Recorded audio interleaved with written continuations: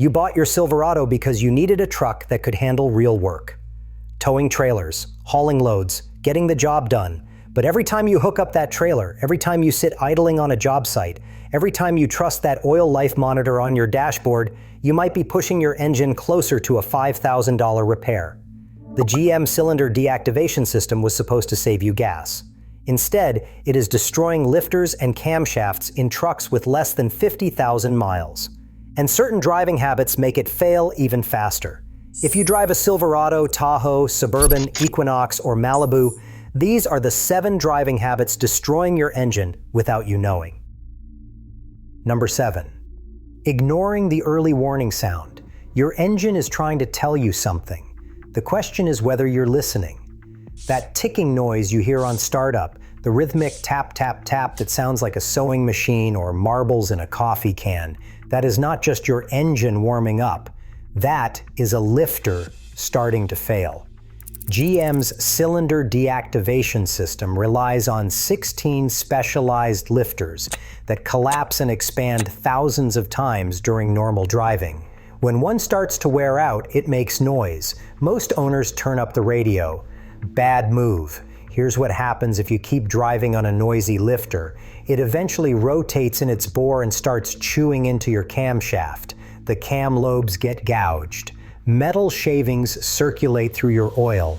And now, instead of replacing one bad lifter for $1,500, you are looking at a camshaft, all 16 lifters, and a bill north of $6,000. One Silverado owner on the forums described it perfectly.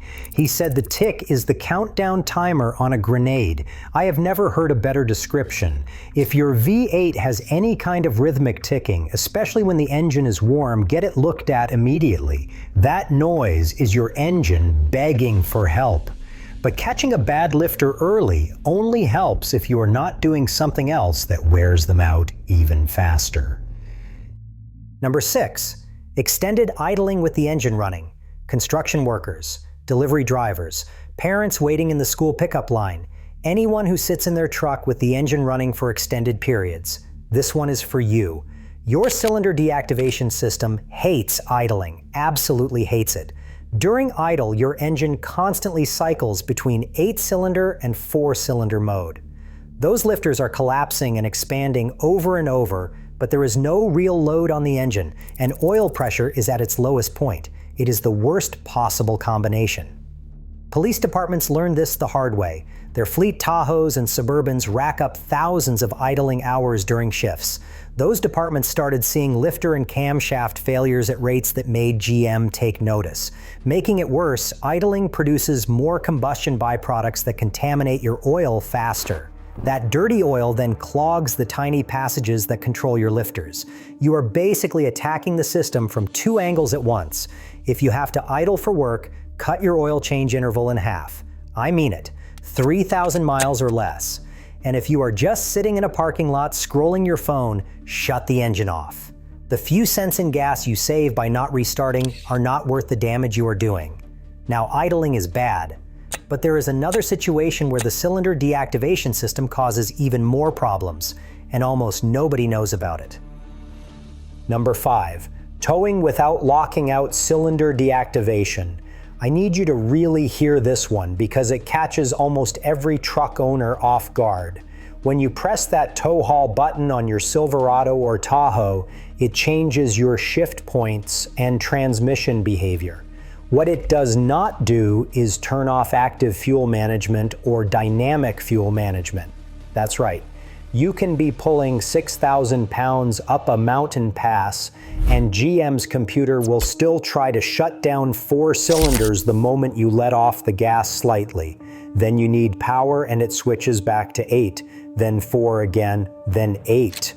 Over and over under heavy load, stressing lifters that are already the weakest link in the whole engine. Owners on the trailer forums report watching the V4 indicator pop up while towing their campers down the highway. They had no idea it was even happening. The workaround for 2019 and newer trucks is to shift into manual mode and select 5th or 9th gear. That completely disables cylinder deactivation. Older trucks might need an aftermarket disabler device, which runs about $100 and plugs into your diagnostic port. If you tow anything regularly and haven't been doing this, every single trip has been putting unnecessary stress on your engine. Starting now, lock it out. But even if you never tow a thing, even if you never idle, the next habit might be doing more damage than all the others combined. Number 4, following the oil life monitor. This one makes me genuinely angry. General Motors programmed your truck to lie about oil changes, and that lie is destroying engines. Your dashboard might tell you that you can go 10,000 miles between oil changes. Some owners report seeing 12,000-mile recommendations. General Motors engineers decided that modern synthetic oil and their monitoring algorithm meant you could stretch intervals way beyond what anyone used to consider safe. They were wrong. The oil life monitor does not know about the 8 tiny solenoid-controlled passages in your lifter oil manifold that need perfectly clean oil to function. It does not account for the extra soot that direct injection engines produce. It does not factor in fuel dilution from cold weather driving or short trips. And it definitely does not know that your engine might be burning a quart of oil every 2,000 miles. Every mechanic who works on these trucks will tell you the same thing. 5,000 miles is the maximum. 3,000 miles if you idle a lot, tow regularly, or mostly make short trips. The Oil Life Monitor is a corporate fuel economy talking point, not a maintenance guide. One technician on a Chevy forum put it bluntly. He said the #1 reason for lifter failures is dirty oil and owners thinking they are driving a diesel that can go 10,000 miles between changes. I do not care if your dashboard says you have 50% oil life remaining. If you are at 5,000 miles, change it. Your engine will thank you. But here is the thing.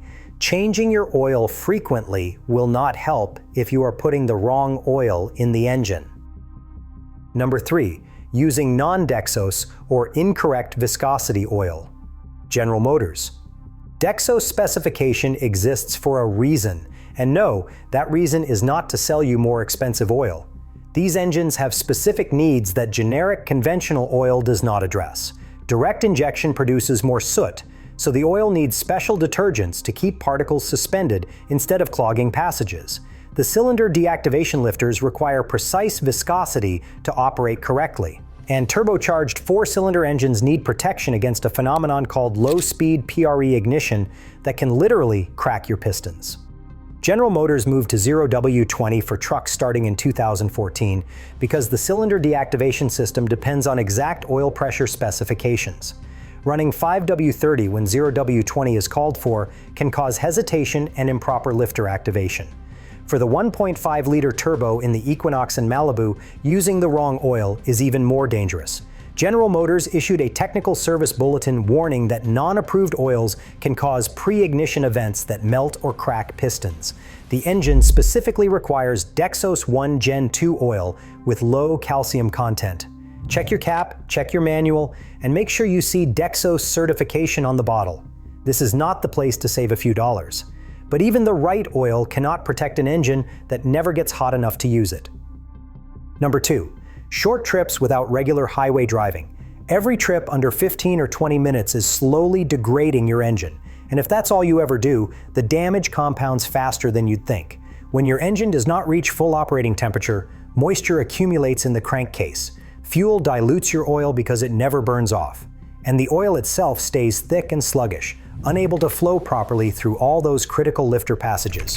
For the 1.5-liter turbo, short trips are especially destructive. These engines have a fuel dilution problem by design. Direct injection sprays fuel into the combustion chamber, and some of it inevitably slips past the piston rings into your oil. If the engine never gets hot enough to evaporate that fuel, your oil level actually rises above the full mark, while the oil itself gets thinner and loses its ability to protect. Cold climate drivers get hit hardest. You start the car, drive 3 miles to work, park it in an unheated garage, then do it again in the evening. The engine never truly warms up. The fix is easy. Once a week, Get your Chevy out on the highway for at least 30 minutes at cruising speed. Get away from the traffic lights and let that engine actually reach operating temperature. This burns off moisture, evaporates fuel contamination, and lets oil circulate the way it is supposed to. Can't do highway runs? Then treat every oil change interval as severe service. 3,000 miles, no exceptions. Now, everything I have covered so far will dramatically extend your engine's life, but none of it matters if you ignore this last habit. This is the one that actually kills engines. Number 1, never checking oil level between changes.